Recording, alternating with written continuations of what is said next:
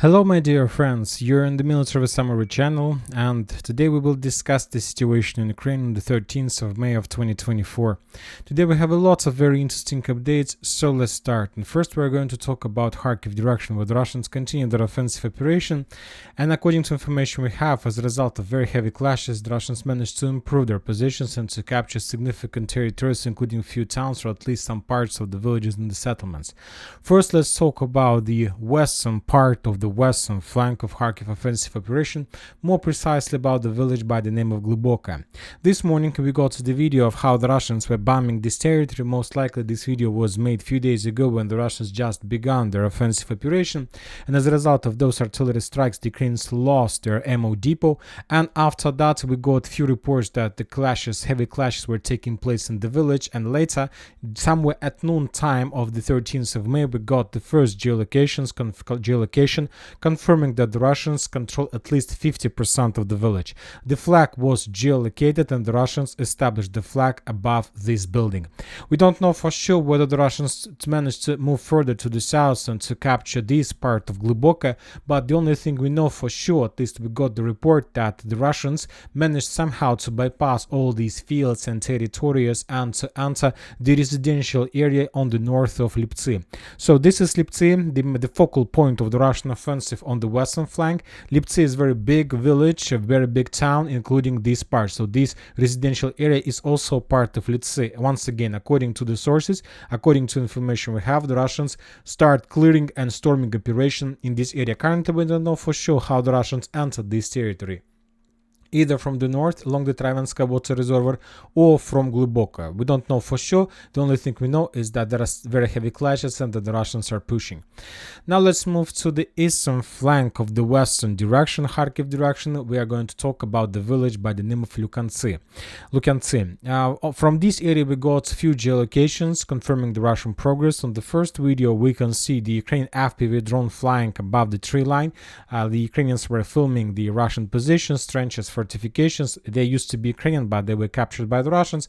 And then we see the results of another FPV drone strike on Russian position. As a result of strike, the armored vehicle was destroyed. Later we got additional video which show us that the Russians managed to improve their positions from this area further to the south in direction of Lyptsi. So if we summarize everything, the Russians during the previous day managed to improve their positions and to reach the first outskirts and the outskirts of the first building of Lukyansk itself. Furthermore, some sources reported that as a result of clashes, the Russians established complete control over the village, and we received this update somewhere at 9:30 a.m. of the local time. So most likely Lukyansk is also under complete Russian control. Furthermore, we got geolocations.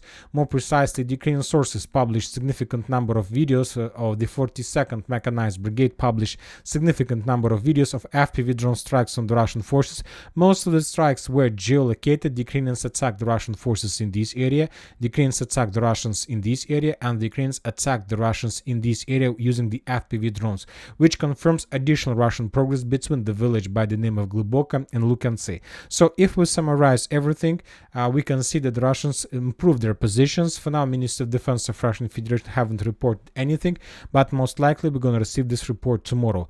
Furthermore, some Russian sources reported that the Russians moved further to the south and captured this forest, this big forest, right to the east of the residential area of Lukyansk.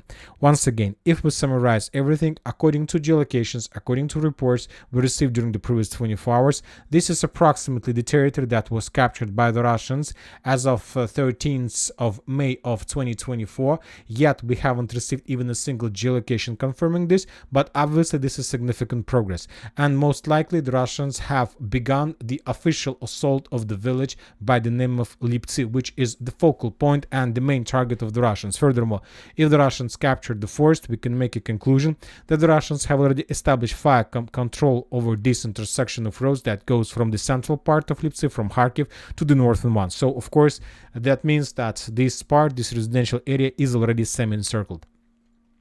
We haven't received anything from the fields in the vicinity of Zelene, just few updates from different mappers, including pro-Ukrainian deep state, but even according to them, and most likely this is the correct information, we're just waiting for some geolocations to confirm this information completely. The Russians also improved their positions along these lines. So as we can see, significant progress. Currently, the Ukrainians can't show any resistance to the Russians. Basically, the Ukrainian defense belt collapsed, and the Russians see no resistance as are moving further to the south. When talking about Kharkiv itself, Syrsky arrived in Kharkiv himself, Budanov arrived in Kharkiv himself. Most likely, Syrsky is responsible for defense of Lyptsi, of the Kharkiv itself, and Budanov is responsible for Vovchansk, because when talking about, let's say, Lyptsi and this part, the western flank, we discussed that this is the, let's say, area under the responsibility of Ukraine Army, 42nd Mechanized Brigade, of different brigades, territory defense brigade, who are completely responsible in front of Syrsky. But when talking about the eastern flank, about Vovchansk, we got significant number of videos how the, let's say, Budanov forces of the main intelligence directorate of main intelligence forces were operating in this area. There is a Belarusian volunteer corps, there is a Russian volunteer corps of Russian Democratic Republic regiments, all these things. There is a Kraken special forces. So Vovchansk is under responsibility of Budanov, and most likely now there is some kind of competition between two generals, and we'll see who is going to hold their positions and who is going to be defeated completely. Anyway, Budanov has already blamed Syrsky in collapse of defense, and everything and all sins were put on his shoulders, and according to Budanov, he is the only one who's responsible for complete failure of the armored forces of Ukraine on the direction. Furthermore, we got report that in the global scope, the Ukrainians on Kharkiv direction received a new commander. This is Mikhail Drapati. He was adopted on this position on the 11th of May, and he is a very experienced soldier, very experienced commander. At least the Russians are saying that he's very experienced, smart, and very dangerous. And it's not, let's say, smart not to, let's say, underestimate him. It's the Russians need to understand that, like, experienced commander is right in front of them. He's been fighting with the Russians since 2014.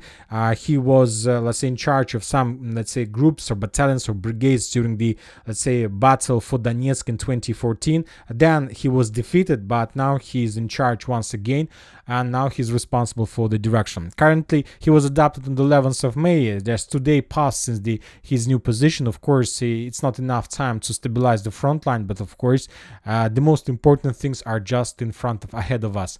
Now let's move to Vovchansk. We got additional videos of how the Ukrainians were redeploying additional reinforcements, significant number of Western weapons.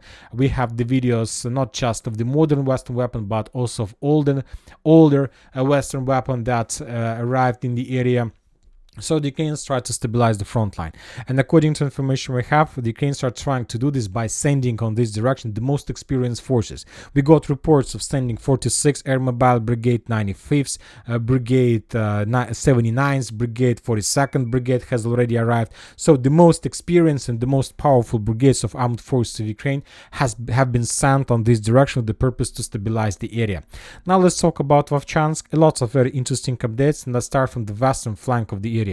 According to information we have, the Russians managed to break through the Ukraine defense belt and to answer the village by the name of Staritsa.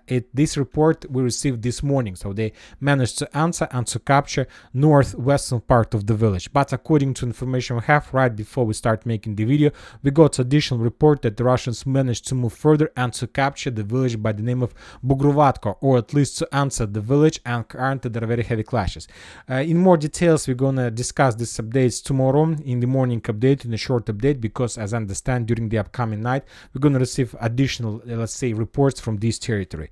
And this is very important area due to significant number of pontoon bridges and different bridges that were established along the river, let's say along Volcha River, because most of the, let's say, pontoon bridges, most of the bridges were destroyed, and as you can see, there is a very wide river, wide part of the river to the south of Vovchansk, and the only possible place to establish bridges is this one, and that was the main purpose of the Russians, to get this part of the Volcha river with the purpose to cut every single bridge, at least from the southwestern part of Vovchansk. And if the information about Bugrovatka is confirmed, then we can make a conclusion that Ukrainians lost most of their pontoon bridges that they were using to supply their forces from Kharkiv directly to Vovchansk. Now let's move to Vovchansk itself. We got additional updates from the northern part. As we discussed, there is a river, Vovcha river, that split Vovchansk in two parts, the northern one and the southern part. When talking about geolocations, today the Ukrainian sources published the video of how they were counterattacking the Russians inside of the industrial zone to the north, and how the Ukrainians were counterattacking the Russians in the northwestern part of Vovchansk. Both of these videos confirm the Russian presence in the area and that the territory, these territories under complete Russian control. Based on these videos, we have adjusted the map. So this is the first video of how Ukrainians were counterattacking. The Ukrainians were moving along this street. This is Gatishinskaya street, and when the Ukrainians reached this line, they were attacking this, let's say, industrial zone. Also, we got this video. The same, let's say, BMP was moving already to the west and attacking the Russians along Zatishna Street. So that was the same, as you can see, BMP, personal armored carrier, and he was moving something like this, like carousel, to the north, to the west, to the north, to the west, and was attacking the upcoming and offensive Russian forces. But when talking about updates as of the evening of 13th of May, and let's say if we summarize everything we received, including the military expert Ryber, the Russians have almost established complete control over the northern part of Vovchansk, and by, let's say, this evening, according to some reports, the Russians already established complete control over this territory. So we just have geolocations about the northern part, but according to reports on the ground, the Russians control more than 60 or 70% of the northern part, and let's say maybe even tomorrow in the morning we're going to receive the first videos with the flags in the northern part, and the battle for the southern part is going to start tomorrow. Furthermore, the Russians destroyed another bridge that Ukrainians were using to sending their forces from the central southern part of Vovchansk to the north one. The bridge was destroyed. Now the Ukrainians had problems with supply and support and logistic, and everything, of course, about the northern part is coming to an end. The sources reported, Ryber at least reported, that most likely the Russians have already established complete control over this bridge, and that maybe this night, or the Russians have already finished the storm or assault of this industrial zone. So Vovchansky, another Vovchansky plant. So once again, according to information we have, most likely that currently the main clashes are taking place exactly for this area. So the most southern part, where the Ukrainians already blocked, they don't have any possibilities to evacuate because most of the bridges around this, let's say, cauldron or artillery pocket were already destroyed. We haven't received anything from the eastern flank of Vovchansk. Just during the previous few days, we received updates that the Russians entered Tikha and that they established complete control over the roads, but for now, yet we haven't received any geolocations confirming this. Anyway, based on the geolocations, we see that the battle for Vovchansk is coming to an end. Budanov defense belt is going to collapse very soon, even faster than the defense belt of Syrsky. But anyway, both sides are very difficult, both directions are very difficult for the Ukrainians, and then after the Russians bypassed the first, let's say, defense belt, as soon as the Russians reach the first goal of this offensive operation, more precisely, as soon as the Russians reach this white line, the Russians will introduce additional forces that will move further to the south in direction of Kharkiv, and of course in direction of Kupyansk, Chuguyev, and many other towns and settlements in Kharkiv region. Now let's move further to Kupyansk direction. We have some updates, and the most important is that during the previous 24 hours, the Russians conducted another offensive operation. The Russians were trying to storm and attack the village by the name of Zarechne. For those purposes, the Russians were using significant number of armored vehicles and tanks, but the Ukrainians discovered the movements of Russian forces and destroyed them with FPV drones. So the attack was blocked, was repelled, and the Ukrainians and the Russians, having losses, were forced to fall back. Bilogorovka Avdiivka direction, the Russians continue storming the stronghold, the hills. When talking about every single other direction during the previous 24 hours, we haven't received any geolocations confirming any Russian progress. Just regular updates of how the Russians were bombing and destroying the Ukrainian forces with the purpose, let's say, to break defense belt and to capture additional square kilometers. On this video, we can see the work of TOS flamethrower system. On this video, we can see the Russian tank that moved as close as possible to the line of combat contact. The Russian tank was attacked by the Ukrainian FPV drones, but the Russian tank survived under the pressure. And from the, let's say, within a distance, the Russians were bombing and attacking Bilogorovka itself and the landfill, which confirms that the Ukrainians control landfill completely and the Russians controlled the base around the landfill. After the tank was empty, the Russians successfully left the territory under, of course, strikes of FPV drone strikes. Sporna, we have additional total flamethrower system strikes from the Russian side on Ukrainian positions, but again without any changes on the ground and without any attempt to storm this area, to break through and to capture the villages. So another day of additional military routine from the Russian side. Chasiv Yar, we have additional updates, and the most important that, according to information we have, the Russians, during the previous days, we got report that the Russians captured this forest, and today we got reports that the Russians cleared completely Stupki-Gorlubkovki forest, and basically they established complete over 3 forests in this area and established complete control over the main, let's say, roads of Seversky Donetsk-Donbass Canal, this one part, and now the Russians are ready to move further. But before moving further using this road, and most likely the Russians are going to attack, let's say, this way, they will try to bypass this high-rise area, because when talking about, there's a residential area with very small buildings, and it's much more easier for the Russians to attack this way than to attack the Ukrainians this way. And but before that, most likely the Russians are planning to finish the situation with Klishchiivka. During the day we got updates that the Russians conducted few offensive operations, and there was fewer changes on map by different mappers, but later we got reports from the Russian sources on the ground that it's too early to change the color of map, because the attacks was very difficult and most of them probably were repelled by the Ukrainians. When talking about Chasiv Yar itself, as you can see, there is a line of focus line. This is it, and this confirms that the Russians currently, as yesterday, as the day before yesterday, are completely focused on the main supply and defense, the main supply roads, the main defense belt of armored forces of Ukraine on the Ukrainian side of canal, with the purpose to destroy mainly supply and support, not to allow the moving forces to the east and removing forces from the east to the central part. Very interesting updates are coming from Bogdanovka. During the previous days, the Ukrainians conducted a successful counter-offensive operation, and as a result of attack, the Ukrainians restored position over this part of the forest. They cleared the trenches and forced the Russians to fall back further to Bogdanovka. So it's a very difficult situation, very complicated, and I don't understand sometimes the situation in the area, because from one side we see the progress of the Russians to the south, and we see complete stop and complete slowdown of the Russians on the Bogdanovka and Kalinovka direction, maybe due to the geographical issues, maybe due to some other reasons. Now we are moving to Avdiivka direction, where the Russians continue offensive operation. Today different mappers confirmed additional Russian progress in the artillery pocket between Novoselovka, Persha, Mizhovo, Skuchno, Umanska. The Russians are moving, the Ukrainians are falling back under the Russian pressure, but when talking about different global scope, we haven't received anything important, just artillery duels, just counter-artillery duels, just bombing and pummeling of Ukrainian positions without any resistance from the Ukrainian side.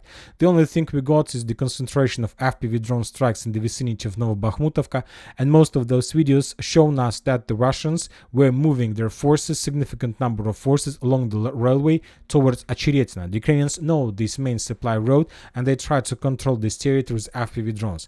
So based on those videos, we can make a conclusion that currently the Russians are trying to concentrate the critical mass in the towns Arkhangelsk, Keramik, and Novokalinova and Acheretina. So they're concentrating, but they can't do this at once, because if they do this at once, they would be destroyed by different FPV drones. So the Russians are sending small groups of forces trying to bypass the area and to concentrate the critical mass. As soon as they finish with the critical mass, they will launch an offensive, most likely in direction of either Novoalexandrovka or Sokol, or of course in direction of Kalinov. For now, there is like this regrouping process of bringing additional fresh forces to the line of combat contact. Now we're moving to the south. We haven't received anything from Krasnogorovka. It doesn't mean that there is no progress or no clashes inside of the village. There are very heavy clashes from both sides. Either the Russians and the Ukrainians are fighting there. You remember that we haven't been receiving anything from Krasnogorovka, and that someday we received the report that the eastern part collapsed. So currently it's the same situation. Most likely the Russians are finishing with Krasnogorovka, and most likely during the next few days or maybe 1 week or by the end of this week, we're going to receive the final report that the Russians established complete control over the village and that Ukrainians were forced to fall back. South Donetsk direction, we haven't received anything special, just attempts from Ukrainian side to counterattack Pobeda. From different directions. The Ukrainians were attacking from the west, the Ukrainians were attacking Pobeda from the south, from the northwest. For those purposes, the Ukrainians were using significant number of vehicles, armored vehicles and infantry, but those attacks were repelled by the Russians. The Ukrainians lost significant number of tanks, artillery systems, light vehicles and infantry under the Russian fire. And for example, on this video, we can see the attempts from the Ukrainian sides to attack using significant number of infantry, but they were spotted by the Russians, and as a result of artillery strikes, those forces were, let's say, defeated and the Ukrainians were forced to fall back. So that attack was repelled. We continue receiving the claims of the forces of 79th Brigade. They continue blaming the Ukrainian military authorities about the failures on the line of combat contact. And today we got a report that the Ukrainian commanders decided to send additional forces to Kharkiv. Most likely the Ukrainians are going to send the forces of 79th Air Assault Brigade to Kharkiv, the forces of 46th Air Mobile Brigade to Kharkiv, and that Ukrainians are planning to send the forces of 95th Air Assault Brigade to Kharkiv as well. And I would like to point your attention that Ukrainians are sending those forces who've lost battles recently. 95th, 79th Brigade lost Novomikhailivka, so that's why the Ukrainians are sending them to Kharkiv. 46th Brigade have almost lost Krasnogorovka, and most likely they will lose this within the next few days, and they will be sent to Kharkiv as well. And 95th Brigade, as I understand, allowed the Russians to establish complete control over this Tarskoye salient, so that's why these forces will be sent to Kharkiv as well. So the penalty brigades are being sent to Kharkiv recently, and the Ukrainians are trying to stabilize the situation with this, let's say, penalty brigades. Rabotina, South Donetsk area, nothing changes, no changes. And Kherson, some updates that as soon as the Kharkiv offensive started, we see no activity from the Ukrainian side on the direction. And most likely this is also connected with the situation that Ukrainians are sending the, let's say, Marine brigades like 35th, 36th, 37th and 38th also to Kharkiv direction with the purpose to stabilize. And this is the biggest problem from the Ukrainian side. They're trying to solve the issues with the experienced brigade, and this is not good. This is not cool for the Ukrainians, because they can lose every single experienced brigade they sent, and then they're going to be no more. Of course, they still have a lot of experienced soldiers, but after Kharkiv battle, they may lose a very big batch of such experienced forces. And from Russia, according to information we have, Putin decided to replace Shoigu. So as soon as we receive this information, as soon as this information confirmed, we will change the picture and the icon of the Minister of Defense of Russian Federation on another person. So with the change of Minister of Defense, the new era of the special military operation is coming. The Russians are going to adopt this person. This is Belousov. He's not a military person. He is more like economist. He is a well-known economist. He knows how to audit. He knows how to count money. He knows how to check the spends of the money, and that's it. And this is very important right now in Russia, because recently, as you remember, one deputy minister of defense was captured for a significant number of money that were stolen from the Russian budget. And of course, now due to significant expenses on the special military operation, it's very important to count every single dollar, every single ruble in the special military operation.